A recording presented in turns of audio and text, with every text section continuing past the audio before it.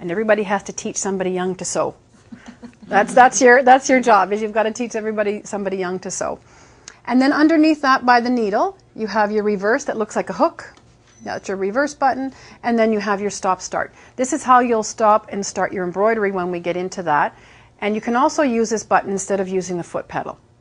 Okay, and that's a really neat handy feature. It gives you hands free again, or just speeds up, foot free. It speeds up. I think it speeds up because you don't have to worry about what your foot is doing. Okay, so now we're going to look at the screen. On top, you have a stylus. So now you don't have to use your finger to touch the screen anymore. It saves on fingerprints, and it's a little bit more precise when we're working in the editing. So everybody raise your screens back up to your eye height. That's comfortable for you. Okay, we're all good. So it tells us we're in utility mode. It's a single needle, it's auto tension, and underneath that it says you've got the A foot on, and yours is different. We'll fix yours in a sec. Everybody says A foot on there. So it does tell you what foot that you need for that stitch, and it's the best to have the correct foot. You're going to get the stitch forming better if you use the correct foot. You're on straight stitch, so let's say now we're going to adjust it. So in the bottom right, you'll see the word adjust, if everybody can touch that. Okay, so what we get on the left is your stitch width, but we're in straight stitch. So if everybody touches the plus sign, and as you're touching the plus sign, you'll notice your needle scooting over to the right. You can actually touch it and hold there, Sharon. Yeah. The machine has 71 needle positions, 35 to the left, 35 to the right, and 35 to the left. What this does for the machine is it gives it 71 needle positions to make all those really cool decorative stitches that the machine has. For you, it allows you to drop the needle where you want. So if you're doing 1/4 inch and you want a scant 1/4 inch, you can still run the edge of your fabric alongside the guide, but you can move your needle just maybe 1 or 2 points to the right. So you're going to be as precise as you want to be. And when I'm doing repairs on a garment or something and I'm trying to match up what was already sewn, I put my presser foot down. You want as much presser foot on your fabric, but now you need to, my seam's over to the left, so you can scoot your needle over to the left or right. So it allows you to be more precise. And then in the middle there, you've got, it says 2.2, this is your stitch length.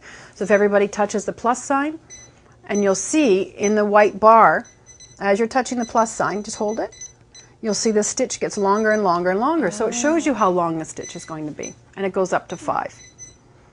And then to the right of that, you've got your tension. The machine is auto tension, so just depending on the stitch you choose, you'll hear the machine changing. But depending on your fabrics that you're using or the threads, you may want to play with your tensions. So you're going to just touch X, and that will get rid of that box. Okay, and then you've got your zigzags and your mending stitches. And Sharon's just going to touch this button here, and that will, her feed dogs are re-engaging. That's why she had a different foot on there. So what I'm going to just talk about is the light blue tabs that are here. Okay, we're just going to talk about those ones there. Okay, so right now you're in utility mode, so it's a straight stitch and a zigzag. Underneath that is the buttonhole tab, if everybody can touch that. And you'll see what we've got is we've got 13 different types of buttonholes. You've got, number 12 is an heirloom buttonhole, 10 and 11 are different weights of knit buttonholes, because you don't need a real solid satin stitch when you're working with knits. And you've got some nice keyhole, rounded ends, bar tacked ends. Number 13 is for doing bound buttonholes. Has anybody ever done a bound buttonhole? So you don't know what they are. They're a lot of work. They're a lot of work. Yeah. What this does is it makes a perfect rectangle, and you cut out within that rectangle and turn the, you sew right sides together and then you turn it out. So you end up with this little tiny hole, and you have to put 2 little welts of fabric in there. And it's hard. I know, look at Tracy's face. It's hard. It's hard, but it's usually done on a tailored garment. So this one, when I saw this, it was like, yeah. Finally, yeah, because it's hard. Expensive tailored outfits. Really, really expensive ones. You usually see them on welt pockets. You know, on a man's suit, it has a really nice welt pocket, and it's got those 2 layers of fabric in it. That's how it's made. It's made like in a rectangle, and then they put those 2 welts on the inside, and there's a lot of handwork and stuff that goes in there. So the fact that this has got this on here is really a time saver. Number 14 will actually sew on buttons for you. Number 15 and 16, they're mending if you're into that kind of stuff. Number 17 and 18 are fly stitches or decorative bar tacking. So putting at the base of a pocket or on a pleat just to make it more stronger. Or you could smatter it around on a piece of fabric with decorative thread. You can create your own fabric. Number 19, 20, and 21 are just different size eyelet stitches. So again, you can also put these all over fabric, or if you're making belts, you can add that there. So what you're going to do is touch the tab under the buttonhole tab, please. This takes you into the beginning of the decorative stitches, the first category being quilting, and it tells you that there's 1 out of 4 pages of quilting stitches. There's a total of 306 different stitches on this machine. So lots of stitches, yeah, lots of stitches to keep you busy. So if you turn the page, you'll see that little button with the white piece of paper and the arrow to the right. So just keep turning the pages and you'll see all the different quilting stitches, the different heirloom stitches. And just keep turning, And you'll hear, as you're turning, you'll hear this little noise in here. That's your tensions adjusting, because the first stitch is going to be what it's adjusting to do. Okay. How do you choose? You know what I suggest to people is do them all. Stitch out and do them all. We have that fan that we stitched out and just did a bunch of different decorative stitches, just so you have it for reference. You could even make a little scrapbook using and making all the different decorative stitches, because it is hard to choose, but it's fun. It's really, really a lot of fun. You can dress up, you know, you can do crazy quilts and on your seams put all these decorative stitches, or on a blouse just do it down on the down your pocket, down the front, or around the cuffs. I've actually got a blouse hanging in the back there that I did all that on, and it just adds that personal touch to it. Okay, so then we've got, so now, yeah, how do you decide, how do you find all the stitches? As I said, you've got no stitch chart at the back. So at the very bottom of those light blue tabs, you have the quick reference tab. Got little blue squares, so touch that, yep. There you go. So now you see it right up close. So you don't have to strain your eyes to try and look in behind. I know I had a hard time seeing that stitch chart because you'd be looking at those little tiny numbers. And so now you can see you've got, it says quick reference 1 out of 4 pages. So you can turn the page and see the rest of them. And what I'd like everybody to do is touch on the page number decorative, number 17. So everybody just touch on that. Okay, and what we're going to do now is a stitch combination. So at the bottom of the screen you'll see a white button that has a star and a flower. You can touch that. This is your stitch combination. Now what I want you to do is just touch a bunch of stitches on the screen. Just touch away, and make just any of them. You don't have to be. Just touch any of them. Just keep touching. Yeah, just keep touching. And you'll see them forming on the top of your, and you'll see them disappearing off the left. And that's okay, just keep touching, make lots. Keep going. Lots of beeping, lots of chirping. See, look at Doreen go. Show off. She said keep going. Yeah, keep going. I want you to put lots on. Put lots on. Wow. Okay? So now you're like, okay, what the heck does this thing look like? So at the bottom of your screen, you'll see a white button with a check M. So check your memory. So everybody touch that. Look at that beautiful design you made. And it tells you in the bottom left, there's only 1 out of 1 page. I don't even know how many pages this goes up to, because depending on the size of each stitch, you could just keep going and making a stitch combination to your little heart desired. So you touch X, and if you really, really love this, we can save it. In the bottom, but you're going to do it anyway, so just touch X, Darla. So in the bottom left corner, you'll see a yellow file folder with arrow going in. This is file save. And we're not going to save it. We're not going to save it because you didn't like it. But just to show you can save it to the built-in memory. And then there's a couple of other places that we'll talk about when we get into the embroidery. So you're just going to X out of that. So Janome, as you can see so far, Janome likes to use icons. They're much easier to understand than words. So even if you think you can't remember all of those icons, we have a sheet. There it is. Really cool little cheat sheet. It's laminated, so you can keep it beside your machine, so it tells you what all your little symbols mean, just in case you forget. But you know what? It's pretty simple and straightforward. And if you like to read, the instruction manual is really great. And I know you know, I know I'm my worst because I don't read manuals. I just like to get at my machine. But this book is really, really well done. It's got a great spiral binding because we like to fold back. Pictures are great.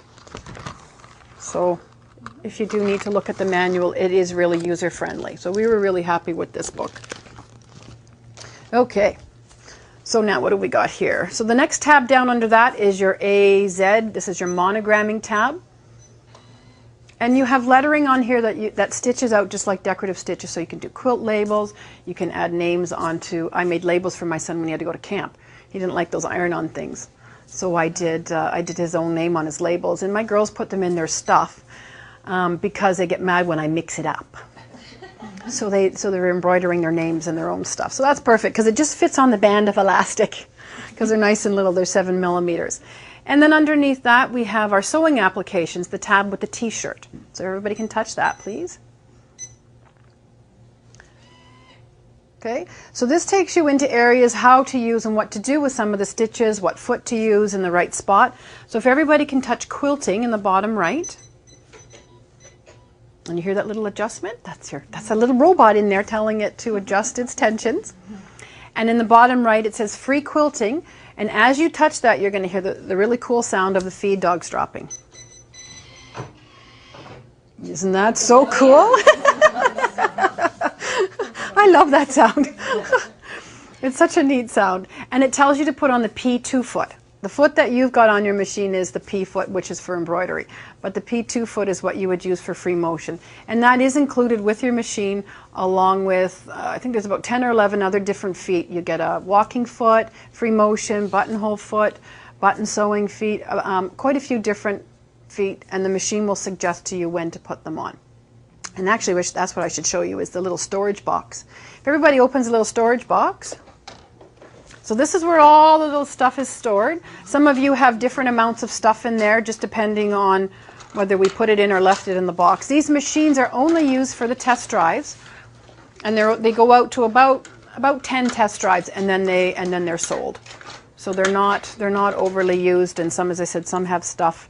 The other thing is it does open. So if you reach around onto the left side with your thumb against, push against the side of the machine. And you get even more goodies in there. So you have lots of storage. Stick your hand under and push your thumb against.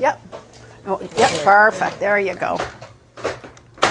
So I really like this box because if you've got to build quilts on or your embroidery, you can pull that drawer out and still have access to all your little gizmos. While you've got that open, if everybody can take out their little scissors, just so you have them in front of you there. So open your little front door. And we're not going to use you're going to put that back in. Yeah. You don't have your scissors in there? Oh, that's okay. That's okay.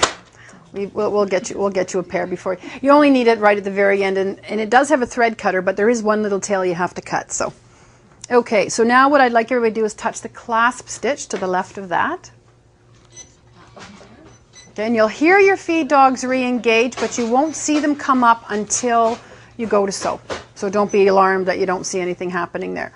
Now this clasp stitch is a really neat thing for doing instead of hand tying your quilts. I did a scrap quilt for my daughters when they go off to university, and they don't like that X that gets sewn through the middle of them. So they wanted little tiny stars on them. So by doing this clasp stitch, it allows you to quickly tie them off, and using the scissors in combination with the clasp stitch and then using the knee lift, it's really a neat little thing. So Marna actually has the knee lift there. So we're going to go down to Marna's end and have a look at the knee lift down there. So Marna's going to lower her presser foot with her knee. So yeah, just by using your knee. So the knee lift is actually a huge time saver. It will save you about 8 minutes of sewing in every hour by using that knee lift. It does keep your hands free, so you can pivot your fabric. You can use your buttons really, really easily. So go ahead, Marna.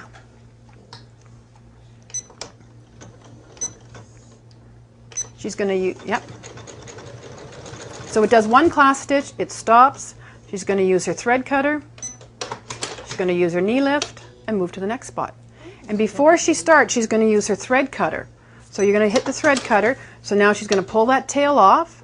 She's going to hit her stop start button again. So it's really, really fast. Thread cutter, knee lift, and swing it to the next spot. So, you know, you really, really get used to that knee lift. And it's, when I sit at a machine that doesn't have one, my leg starts going and wondering where it is. So it does go in this hole that's in the front. So it does come with the machine. We don't put them on for the test drives just because the chairs aren't always in the right spot, or maybe there's a leg of a table underneath. So we just leave them in the box for the test drive. So when you have the machine, you can play with it. If you've ever made a log cabin quilt before and you've got to pivot about 1,000 times around to get all the blocks set for the log, you use the knee lift. You just keep pivoting and pivoting and pivoting.